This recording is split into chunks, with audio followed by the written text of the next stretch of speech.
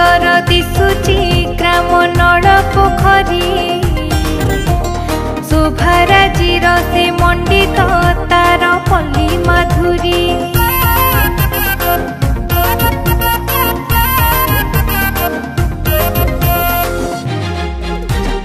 दुईटी मंदिर रही एई छोट ग्राम रे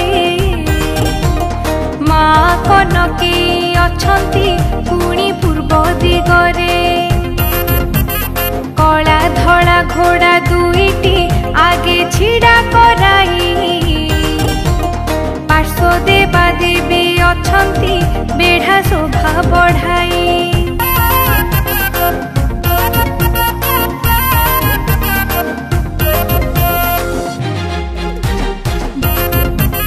दक्षिण दिगरे गणेश पश्चिम रे कार्तिक उत्तर पटरे पार्वती बसी हरंती दुख दुई पाखे दुई पोखरी मझी दांडे मंगला तीन पटे दांड लंबाई माँ करुची खेला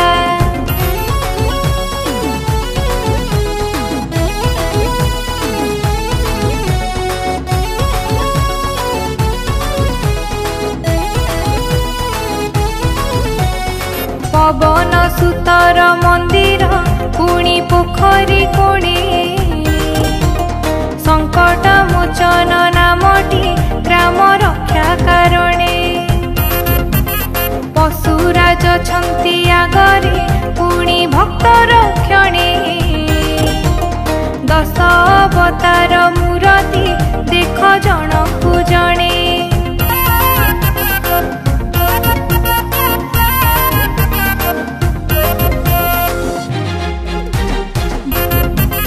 आगरु दक्षिणे विजय प्रभु कोदंडधर पशुपति शिव शंकर उभा वाम पाखर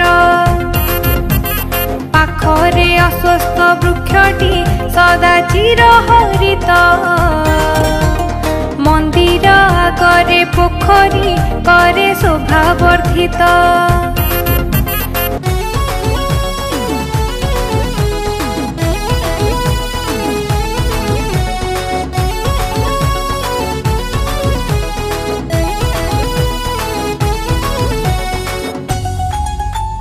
निरोध नामटी तांकर एही ग्रामे जन्मित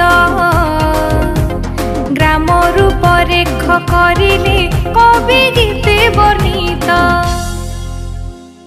नमस्कार मु आपणकर प्रिय पद्मजा साई आज एमडी स्टूडियो रे गोटे बहुत सुंदर गीतटी डबिंग हैला ताको लिखिचंती निरोध कुमार नायक। गीतटी बहुत सुंदर हेची। ए गीतटी भजन नुहे कि आधुनिक नुहे, ए गीतटी संपूर्ण गांव ऊपर आधारित। मु निरोध कुमार नायक नल पोखरी मोर घर।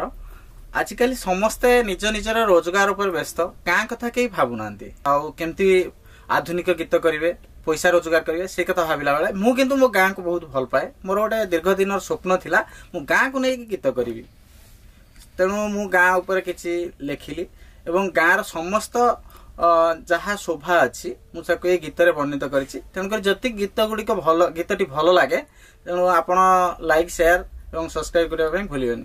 जय जगन्नाथ।